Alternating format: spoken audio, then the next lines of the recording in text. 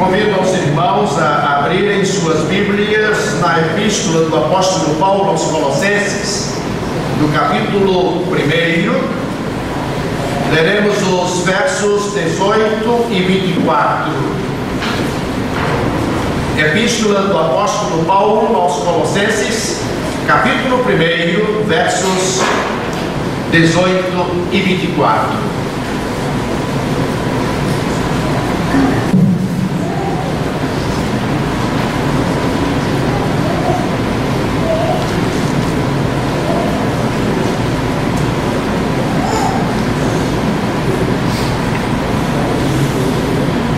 Já está projetado na tela, mas esperei que os irmãos pudessem encontrar o texto na Bíblia que tem no Novo Testamento. E ele é a cabeça do corpo da igreja, é o princípio e o primogênito dentre os mortos, para que em tudo tenha a preeminência. Verso 24.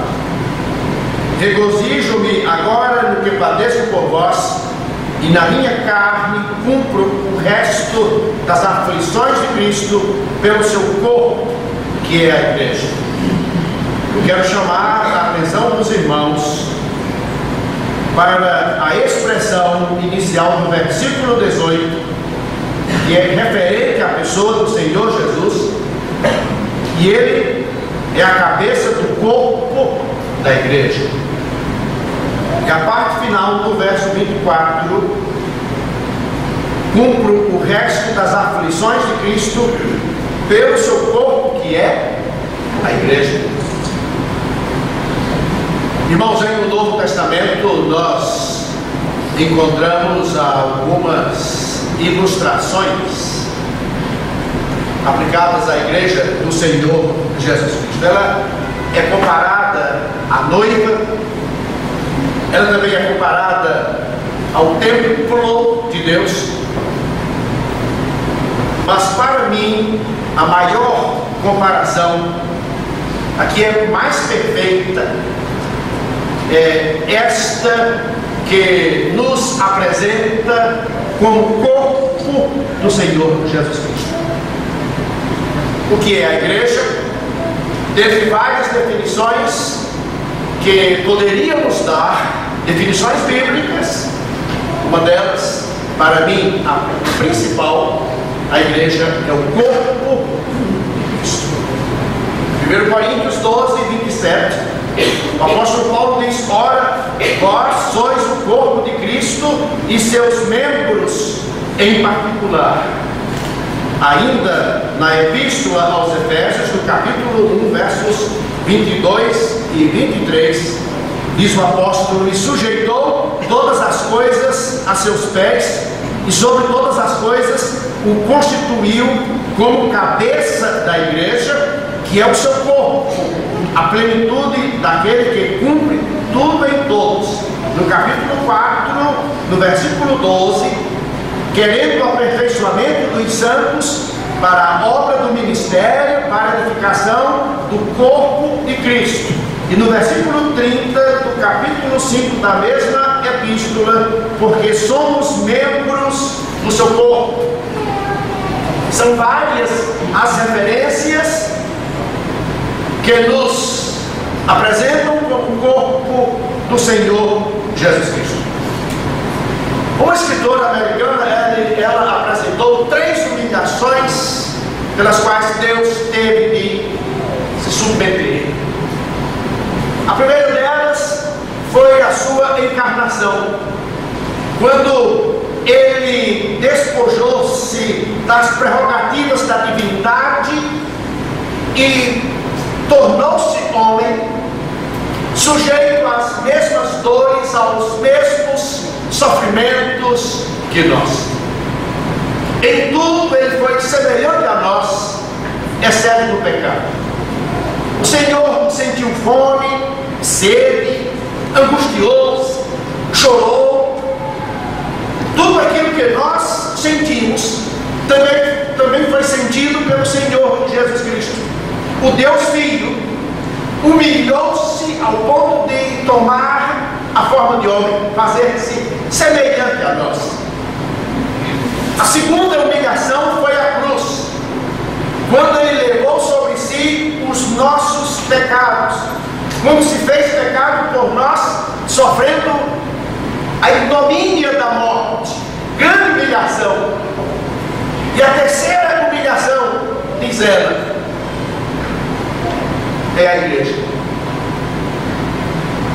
Como entender isto? Deus se humilhou ao escolher viver em um corpo composto de pessoas como eu e vocês. Imaginem Deus habitando em nós. Imaginem nós sendo os responsáveis pela identidade do Senhor. A Bíblia diz que nós somos o corpo de Cristo. Então Deus se limitou a nós. Ele investe a sua reputação e o seu nome em nós. Imperfeitos seres humanos. Reflita sobre isso. No aspecto humano, cada um de nós é responsável pelo bom nome da família. Lembro-me que na minha adolescência havia uma preocupação em se manter um bom nome da família. Alguns anos atrás, ai do filho ou da filha que manchasse o nome dos pais. Muito me alegrei. Alguns dias atrás, eu tenho um primo que está se candidatando a vereador da minha cidade natal, Palmeiras. Ele veio de São Paulo depois de 30 anos, residindo ali, veio para servir a nossa cidade, para estar com o nosso povo. E ele foi convidado por uma família influente da região. E o chefe da família disse para ele: nós vamos apoiá-lo porque nós conhecemos a sua família. Vocês têm um bom nome. Isso é muito importante. Nós fazemos parte da família de Deus. Eu pergunto, como esta família tem sido vista? No passado, uma nação deu à luz o seu nome, ao nome de Deus, e o levou à desonra. Estou me referindo ao povo judeu, que no passado se caracterizou mais pela desobediência do que pela obediência. O Senhor chamou aquele povo para que fosse uma testemunha diante das nações, mas o povo falhou. Nós que somos o corpo de Cristo, temos honrado ou maculado a sua reputação. O apóstolo Paulo, ele censurou a disputa entre os irmãos na igreja de Corinto, dizendo as seguintes palavras, na sua primeira epístola aos Coríntios, no capítulo 1. Ele censura aqueles irmãos, ou melhor, capítulo 6, nos versos 5 a 8, ele disse: para vos envergonhar, eu digo, não há pois entre vós sábios, nem mesmo um que possa julgar entre seus irmãos. Isto ele escreveu há quase 2000 anos atrás. Estava falando de uma problemática que ocorria dentro da igreja do Senhor Jesus, da igreja que ficava em Corinto. Ele disse: o irmão vai a juízo com o irmão, e isso perante infiéis. Na verdade, já é realmente uma falta entre vós termos demandas uns contra os outros, porque não sofreis antes a injustiça, porque não sofreis antes o dano, mas vós mesmos fazeis a injustiça e fazeis o dano, e isto aos irmãos. Mas ele disse mais no capítulo 15, versos 33 e 34. Não vos enganeis, as más conversações corrompem os bons costumes. Vigiai justamente e não pequeis, porque alguns ainda não têm o conhecimento de Deus. Digo-o para vergonha vossa. esse problema se repete. Está presente, entendeu? Hoje, nós, o corpo de Cristo, estamos envergonhando-o através das nossas atitudes, das nossas querelas, as nossas brigas, a falta de amor, de entendimento, de compaixão. O apóstolo Paulo disse: digo-vos para a vergonha vossa, que devias evitar estas coisas. Como é que um crente não tem o conhecimento de Deus? O que você acha de um filho que não conhece o Pai?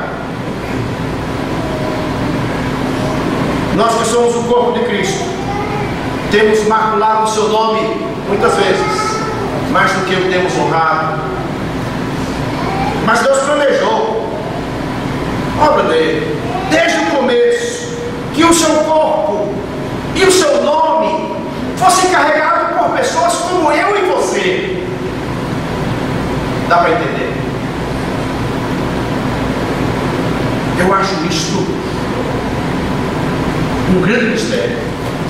Deus planejou desde o passado que o seu nome, a sua reputação, fossem carregados por mim e por você.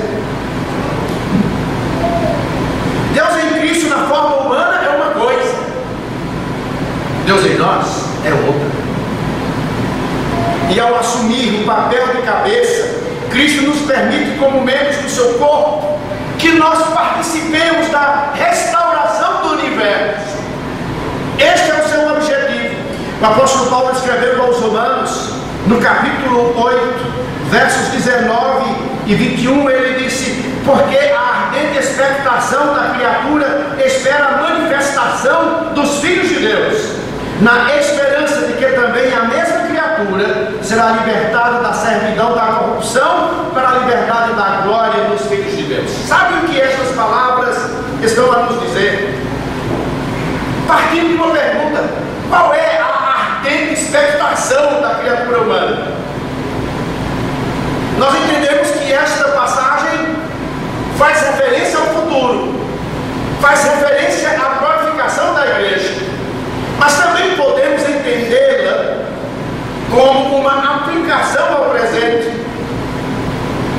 Cristo disse: vós sois o sal da terra e a luz do mundo. É desejo do Senhor restaurar este universo, e Ele nos deixou aqui para começarmos esse processo de restauração. Eu vejo isso nas Sagradas Escrituras. Ele nos posicionou como sal da terra, como luz do mundo, nos posicionou como membros do seu corpo. É grande a nossa responsabilidade, é grande o nosso privilégio, também a nossa responsabilidade. Pensemos nisso. Qual o meu papel como membro do corpo de Cristo? Estou exercendo conforme a vontade do Senhor? Por causa do pecado, a criação ficou sujeita à vaidade, ficou sujeita à futilidade. A criação está sujeita a uma decadência constante, corrupção alarmante. Os homens estão em conflito, estão estrangulando-se uns aos outros. É isso que nós estamos observando.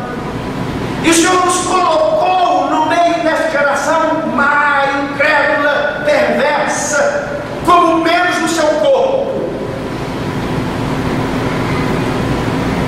para começarmos esse processo de restauração.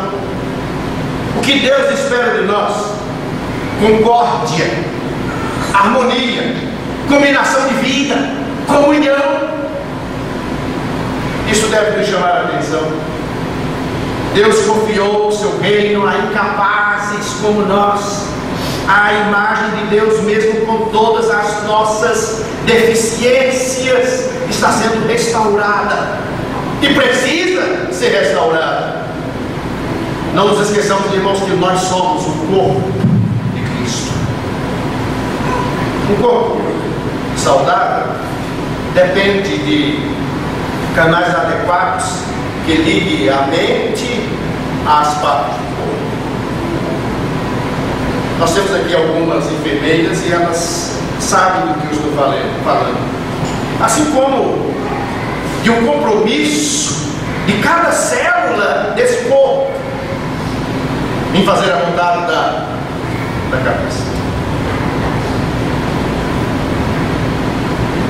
E eu quero dar aqui uma ilustração deste aspecto, usando algo que já deve ter sido visto por vocês. Todos aqui, por certo, já viram uma pessoa paralítica. O que é paralisia? Nos filamentos nervosos que descem da cabeça para as demais partes do corpo, a comunicação foi interrompida. O paralítico pode passar o dia inteiro pensando em mover o dedão do pé e ele não vai conseguir. Eu vi um paraplégico em Fortaleza há um ano atrás. Charles, jovem, estava paralítico numa cama há 3 anos por causa de uma medicação errada. Conversamos bastante com ele, jovem simpático, sorridente, mas não podia mexer absolutamente nada. Os membros do corpo não podiam obedecer aos estímulos da cabeça. A comunicação estava interrompida. Irmãos, no corpo espiritual ocorre a mesma coisa. Nós somos o corpo espiritual do Senhor Jesus. Nós recebemos as informações da cabeça, que é o Senhor Jesus Cristo. A cada momento, quando abrimos a sua palavra e a expomos, ou quando nós lemos em nossas casas, quando refletimos sobre ela, quando meditamos, o Senhor está falando conosco. A cabeça deste corpo está falando conosco. Mensagens são liberadas para as células que somos nós. Qual tem sido a nossa reação? Devemos confiar nas mensagens transmitidas da cabeça, que é o Senhor Jesus, para cada um de nós. A pergunta é: obedeceremos ou não? Eu estou falando para a igreja do Senhor Jesus Cristo. Somente a obediência determina a utilidade de cada um de nós no seu corpo. Somente a obediência. Você é útil neste corpo, só poderá ser obedecendo ao Senhor. Somos um corpo sadio ou paraplégico? Pensemos nisto. O que você espera de um corpo que tem partes desobedientes?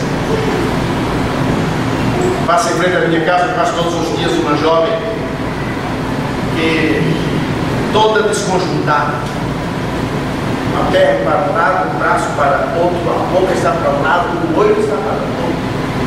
E ela anda como que sacolejando, porque não pode andar normalmente.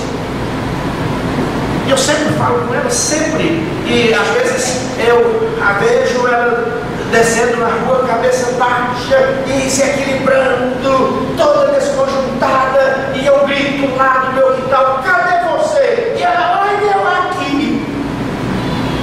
Aí me dirijo a ela, converso um pouco, e ela está olhando para lá, o braço está para cá, e ela diz: o seu Zé, o senhor tem algum caju?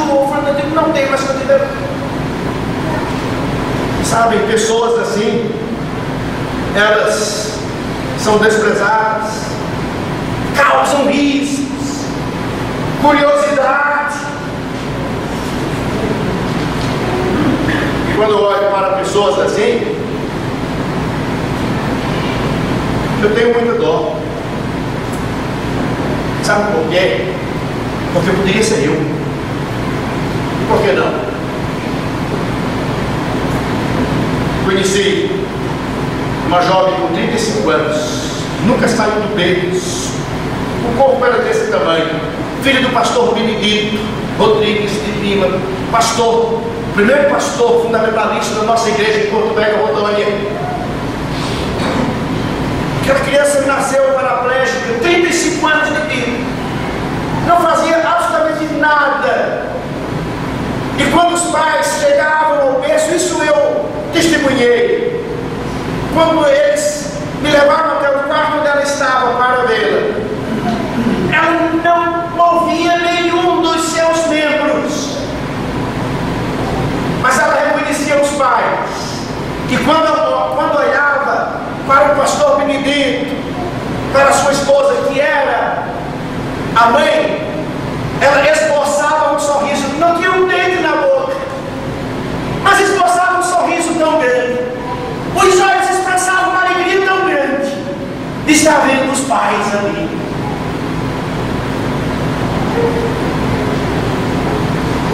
Nós, como corpo de Cristo, somos um corpo sadio ou um corpo paraplégico?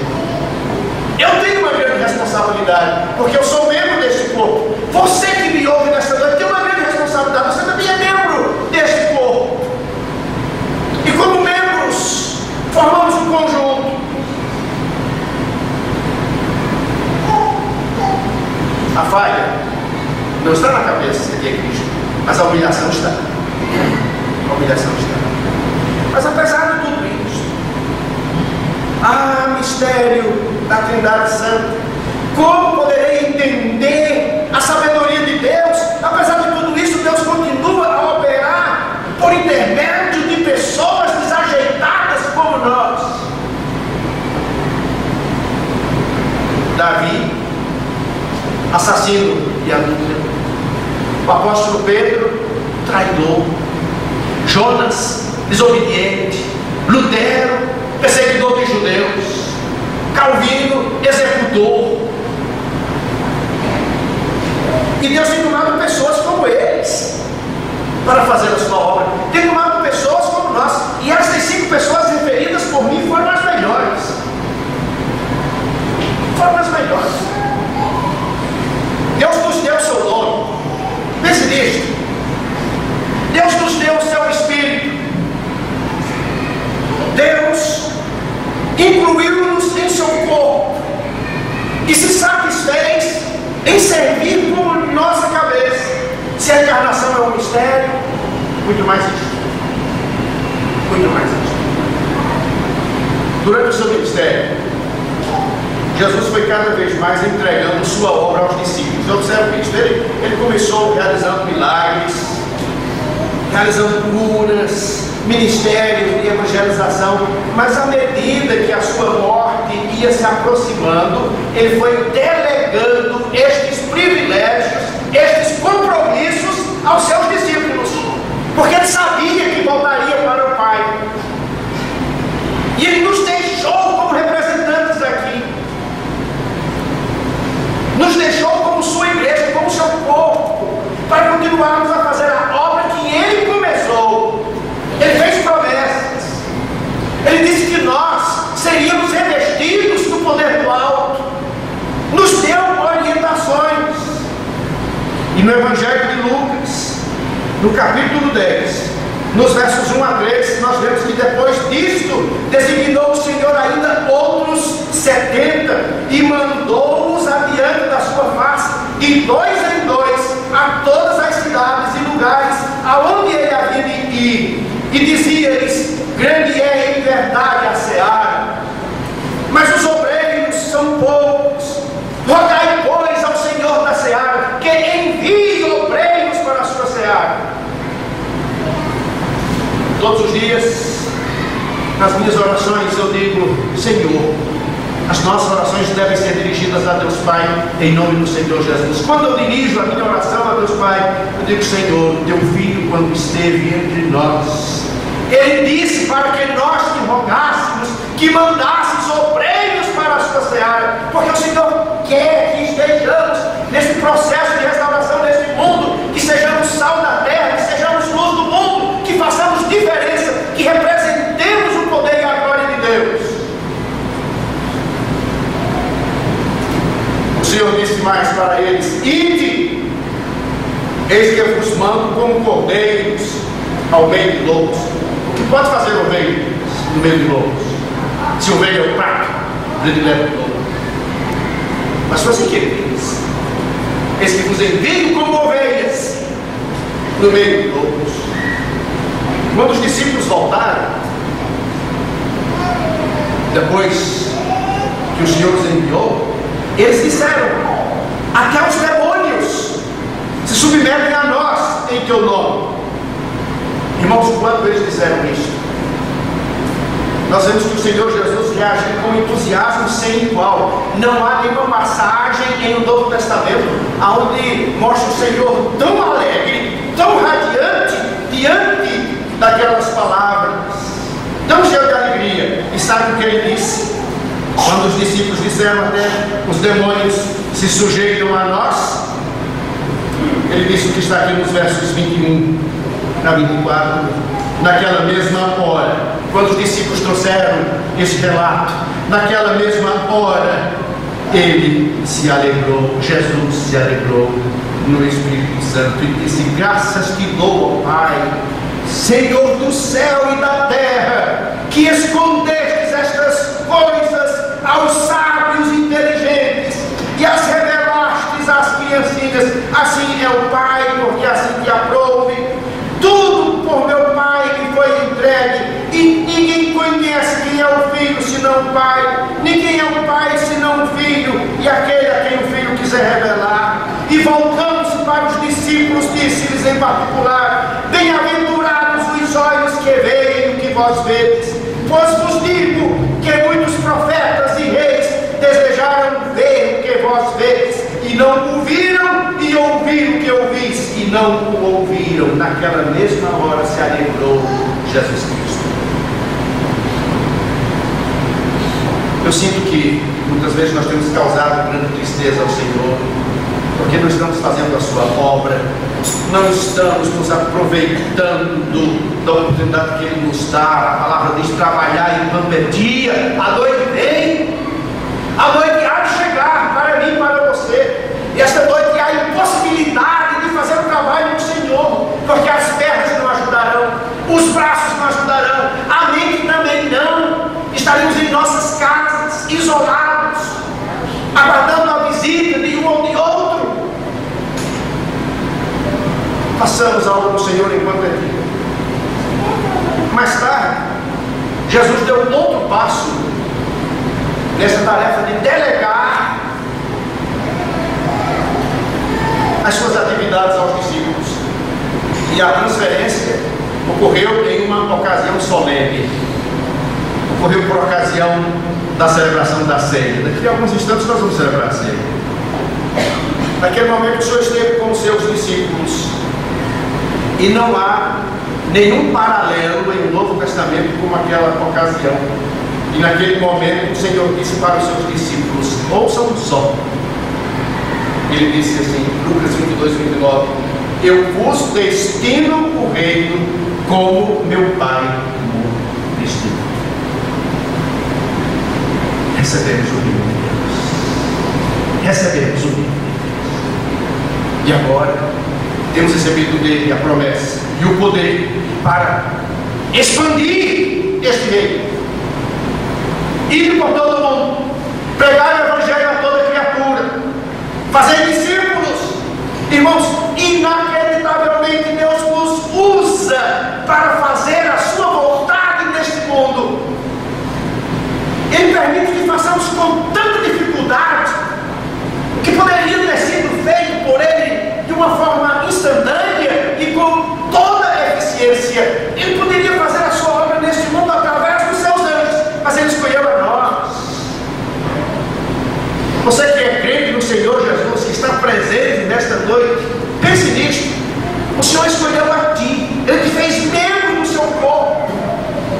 Ele te cobre de privilégios para a realização deste trabalho. De forma misteriosa, Deus se colocou à nossa mercê. Não deve ser fácil para o Senhor Jesus Cristo suportar as nossas vidas, ou a humilhação que Ele causamos. Não deve ser fácil. O Senhor disse ao seu povo no passado através do profeta Isaías. Aqui no capítulo 1 do profeta Isaías, ele disse: o boi conhece o seu possuidor, e o jumento a manjedoura do seu dono. Mas sabe o que diz a respeito do seu povo? O meu povo não entende. O boi conhece o seu possuidor, o jumento, a manjedoura do seu dono. Mas Israel não tem conhecimento, meu povo não entende.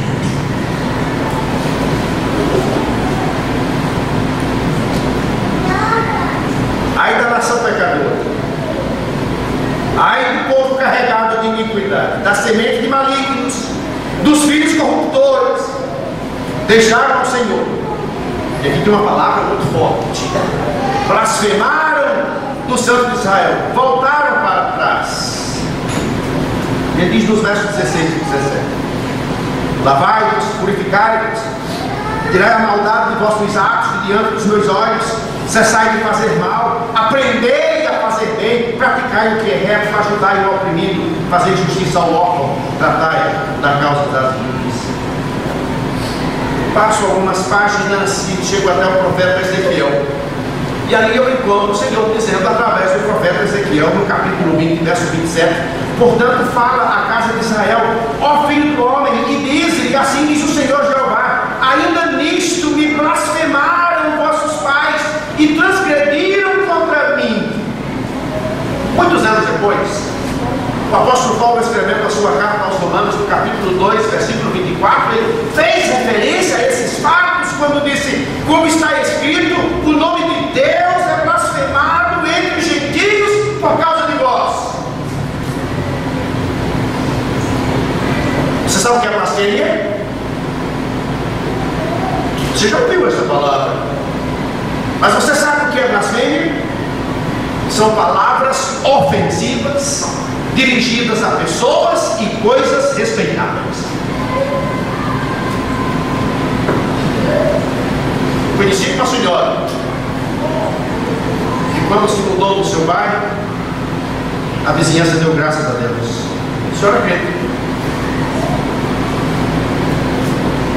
Isso significa que o seu comportamento, o seu testemunho ali na comunidade levou o povo a blasfemar da igreja a qual ela pertencia, a blasfemar do nome do Senhor Jesus Cristo. E o apóstolo Paulo nos exorta em 1 Timóteo 6,1 a que tenhamos um comportamento tal para que o nome de Deus e a sua doutrina não sejam blasfemados. E ele diz mais em Efésios 4:31, toda amargura e ira e cólera e gritaria e blasfêmia e toda malícia seja tirada de nós. Irmãos, as células que formam o corpo humano, elas partilham de uma mesma característica básica, um senso de entrosamento, elas vinculam umas às outras.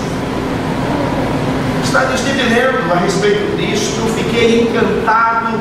Eu sou ignorante concernente a isto, mas eu fiquei encantado com o trabalho, o comportamento, o agir das células em nosso corpo. Todas as células do meu corpo sabem pelo DNA que pertencem a José Vasconcelos. Isto é incrível. E o corpo mantém uma constante vigilância contra os intrusos. E esta é a razão que as equipes de transplantes fazem um esforço enorme quando procedem com esse tipo de cirurgia para frustrar essa defesa precoce das nossas células, porque elas não admitem nenhum corpo estranho. E eles usam de todos os meios para que elas não reajam contra as células estranhas que estão sendo implantadas no seu corpo através do órgão transplantado. Todos nós estamos familiarizados com a palavra AIDS, que significa síndrome da imunodeficiência adquirida. O que é isso? Faltam as células do corpo ou entrosamento. E quando falta esse entrosamento, então elas ficam suscetíveis a aceitar os invasores, as bactérias, os vírus, que eles causam a morte. Por isso que eu lhes disse no início que para mim não há uma comparação maior da igreja do que essa, corpo de Cristo. Por isso é que o Senhor esteve sempre conclamando o seu povo a que estivessem, ou a que estivessem unidos. Sempre. O apóstolo Paulo fez isto. Os demais apóstolos fizeram isto, porque eles sabiam da necessidade premente de o corpo de Cristo, os membros desse corpo estarem unidos. Quando eu estava estudando essa palavra, até me veio a mente escrever um artigo para o boletim, uma igreja aidética. O que é uma igreja aidética? Uma igreja que suas células não tem mais entrosamento. Então estão sujeitas a toda desgraça, a toda miséria que vem de fora, e ela se acabará. Estou vendo como é grande a minha responsabilidade, como membro do corpo de Cristo. A sua glória é grande, a de Inês, a da Deus, a de todos nós. Às vezes ficamos olhando para o altar, mas nós temos que olhar para nós mesmos. A palavra diz: examinai-vos a vós mesmos, se permaneceis na fé.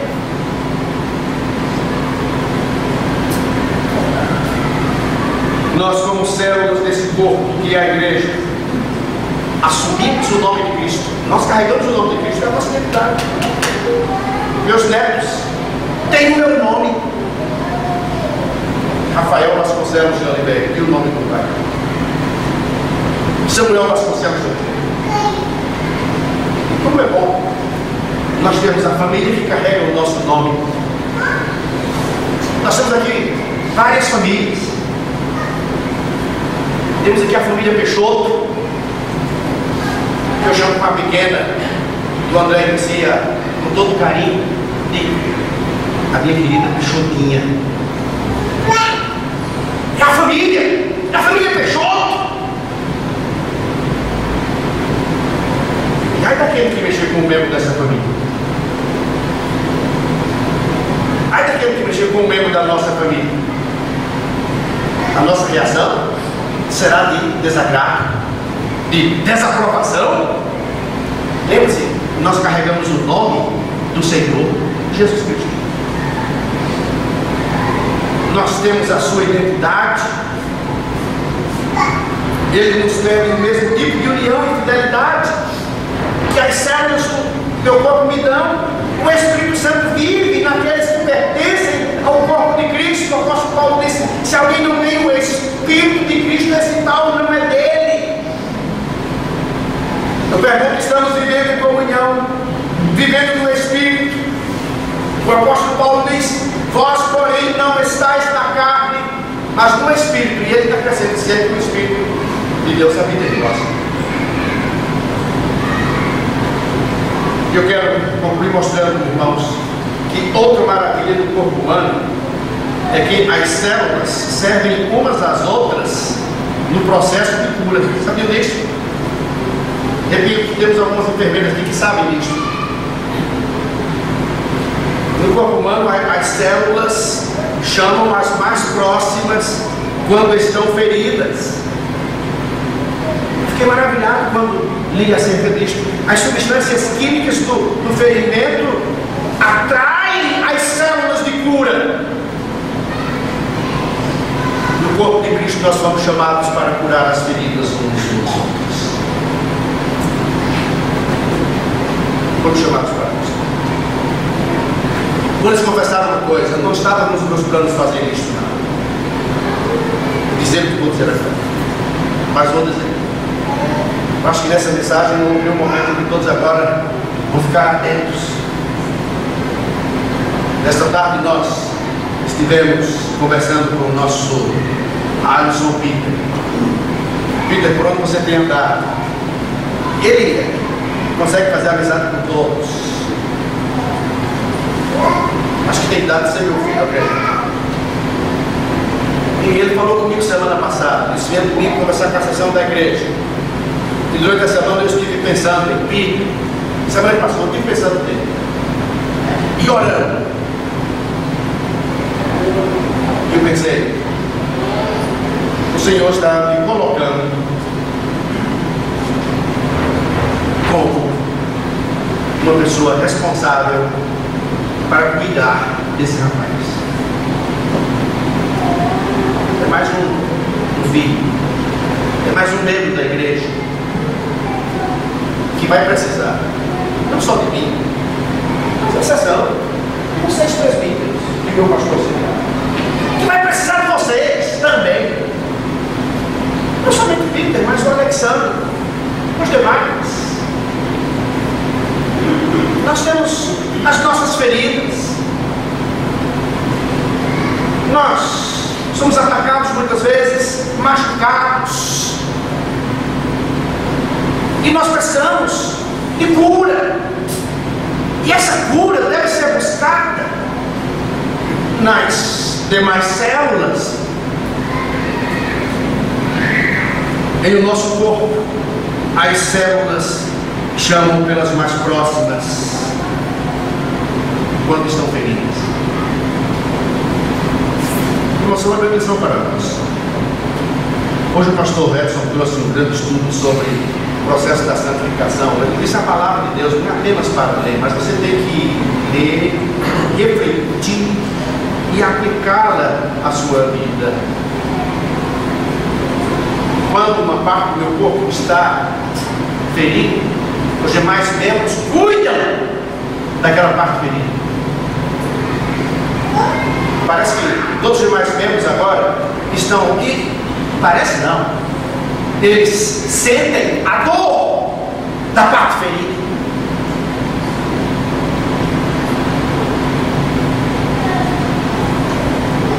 E eu quero concluir chamando a sua atenção para uma palavra que é tão conhecida, usada por nós, a palavra outros.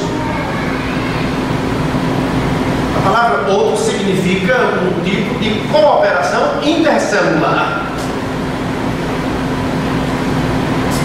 Eu abro a minha Bíblia e vejo a ordem que recebemos do Senhor, é que aceitemos uns aos outros, que sirvamos uns aos outros, que oremos uns pelos outros, que lavemos os pés uns dos outros, que confessemos os nossos pecados uns aos outros, que perdoemos uns aos outros, que admoestemos uns aos outros, que ensinemos uns aos outros. Você, como membro da igreja do Senhor, você não pode viver isolado, porque nós fazemos parte desse corpo. Jesus nos deixou, irmãos, a ordem mais global de todas. Ouçam, ele disse: como eu os amei, vocês devem amar uns aos outros. A nossa reação obediente à cabeça, que é Cristo, a nossa franqueza de um para com o outro, com os outros, são um ponto de contato com o Espírito de Deus que opera em nós. E Cristo está formando o seu corpo no mundo. Cada pessoa convertida torna-se membro desse corpo. Ele está formando esse corpo por intermédio do Espírito que nos reúne. E aqui, uma breve palavra para os que nos visitam e ainda não tomaram a decisão de fazerem parte desse corpo que é a igreja. Você não quer fazer parte da família de Deus? Meu amigo visitante, você não quer fazer parte desse corpo que é a igreja, cuja cabeça é o Senhor Jesus Cristo? Você precisa fazer parte da família de Deus. Para os que são membros da igreja do Senhor Jesus, para os convertidos, a pergunta é esta: qual o seu papel nesse corpo? Voltemos para as nossas casas, irmãos, refletindo o que nós acabamos de ouvir. Primeiro, agradecendo ao Senhor pelo privilégio de fazermos parte desse corpo. Também refletindo sobre o Senhor, o que eu estou fazendo como membro desse corpo. Ajuda-me para que eu seja um membro sadio e eficiente que glorifique o teu nome. Nós queremos louvar ao Senhor. Quero convidar o Ministério Chamado, Fábio César, assume o pecado aqui agora. Nós temos um canto que é corpo e família. Eu não sei qual o número, você estava pensando nele, né, Fábio? Já estava pensando. 190. Então vamos louvar ao Senhor. Sim.